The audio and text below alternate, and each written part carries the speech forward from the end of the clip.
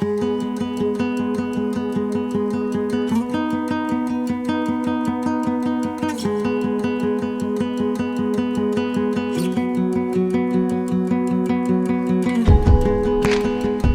we're broadcasting from Berkeley. We're here because it is a pillar of the tech and life sciences startup ecosystem of the greater Silicon Valley.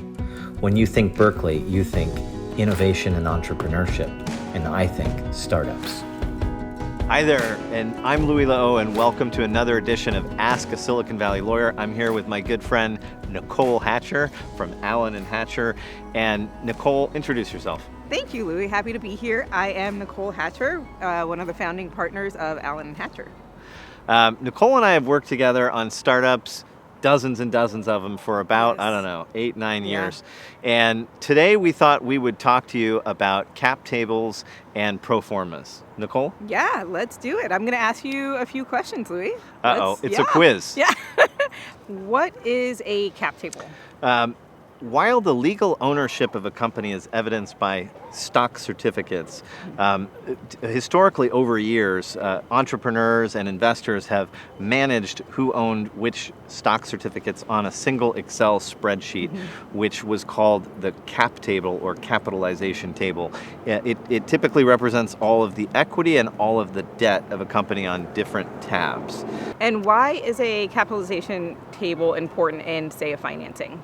A capitalization table is crucial in a financing so that the investors know exactly what post-money value of the company that they're going to own.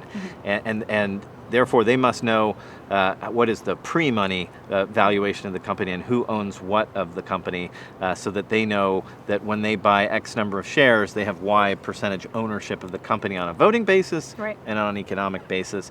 And we capture that in a cap table. Okay. And can you tell us about what things go in a pre-money? What does pre-money mean? Right. So the pre-money valuation refers to the value of the company that is implied by all of the previously issued shares of stock, all of the previously issued notes of convertible securities that convert into equity at some sort of a discount or a cap, any simple agreements for future equity, the option pool of a company that is previously been authorized. All of that goes into the pre-money valuation. A couple of other things in a financing that one needs to consider.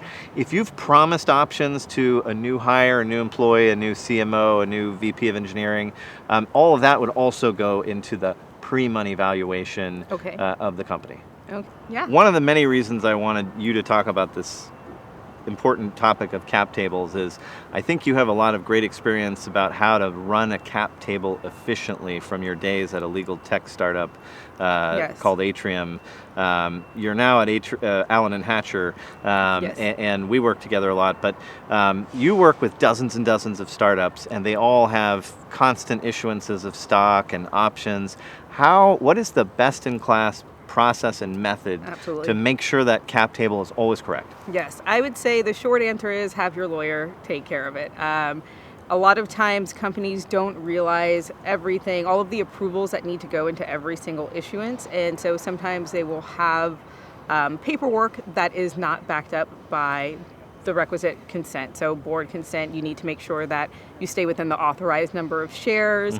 These are all things that your lawyer will look at, or your lawyer's paralegal, every time you ask your lawyer to issue shares for you. So great lawyers always needed, and certainly I get that. But in 2020, in this post-pandemic era where we're running companies leanly, isn't there some cloud-enabled robot that can do this for us? And isn't that one called Carta? Yes, absolutely. So Carta is one of the sort of three, I would say, major players on the market for cap table management. Right. And you would want to make sure that all of your issuances are in Carta. You can actually do board consents in Carta now. So if you wanted to make sure that all of your approvals were what they needed to be and sort of tight, then you would do it all through Carta. And I think if Henry Ward from Carta was here, he would tell us that you should work with your law firm and your paralegals to manage Carta, and it does drive an enormous amount of efficiencies,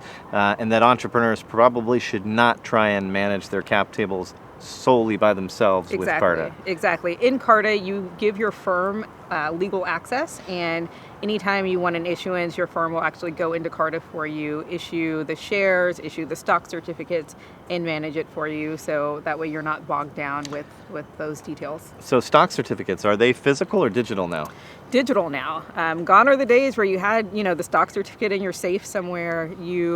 A lot of times, these new platforms are all digital. You can issue a physical certificate, but that's rare. So one question, is a digital certificate a legally binding evidence of ownership of a company? Oh, absolutely. It is very binding. That's all you need. So to summarize, then, the best-in-class way to manage your cap table is to get a cloud and technology-enabled vendor like Carta to put it up in the cloud and issue digital certificates. Yes. And to work through your law firm or with your law firm to make sure that all of the indicia of ownership and all of the processes are done properly. Exactly. Yes. So what happens then when you move towards the financing and you're thinking about raising another round? Let's say you've already done an A and now you're thinking about doing a B, and you're thinking about various scenarios that you raised 5 or 10 and the option pool was 10% increased or 6% or 12%. Yeah. What do we do to understand the impact of that financing?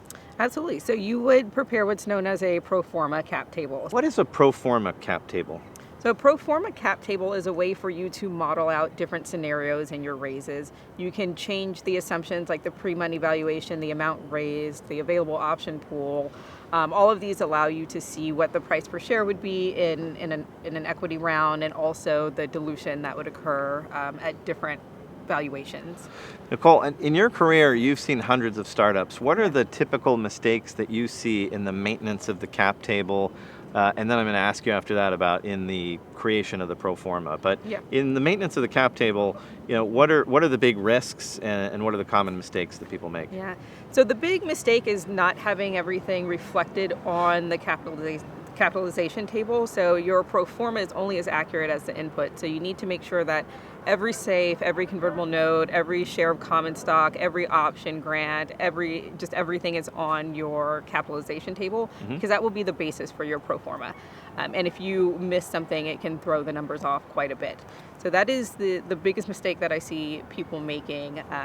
In terms of your second question, which was pro formas. What is the big risk in messing up your pro forma, and what are the typical mistakes people make in creating a pro forma? Yeah. So the biggest mistake that I see people make in preparing a pro forma, again, is just missing things, but also sort of miscalculating how certain securities should be reflected. So you either include capitalization in the pre-money or the post-money, and you want to make sure that, for example, your option pool is generally always going to be in the pre-money valuation. If you don't include it in the pre-money valuation, your price per share is going to be very different. And then making sure that the conversion mechanisms for any convertible securities that you have are reflected correctly and according to the terms of that convertible security. So safes may be treated very differently in the way that they convert from a convertible note, and safes may change how they convert amongst the safes. So they can't all be treated the same. You really have to look at each security. So to summarize, what is the best-in-class way of creating and maintaining a pro forma cap table as you go through a financing? Right. So again, using an online platform to make sure that you get every single issuance of every kind of security, and then using that and then really going through all of your convertible securities and making sure that they convert according to its terms will get you the most accurate pro forma. And how does the pro forma cap table tie back to the term sheet? So the term sheet will set forth certain terms that you will want to pull into your pro forma. So it'll set forth the pre-money valuation or the post-money valuation, or both, the amount to be raised, and the agreed upon available option pool. All of these things that you would use to calculate your pro forma. I would just add one thing, which is that I think a pro forma cap table should be an exhibit to the term sheet. Absolutely. And it should be signed by everybody, so there's no misunderstanding about what it is, what's in it, and what's the result. I agree. Nicole, thank you. If you have any questions, please don't hesitate to reach out to us. You can always reach me, Louis Lehot, through my website at L2Counsel.com. And you can reach me at Nicole at allenhatcher.com. Thanks for joining us. Thank you.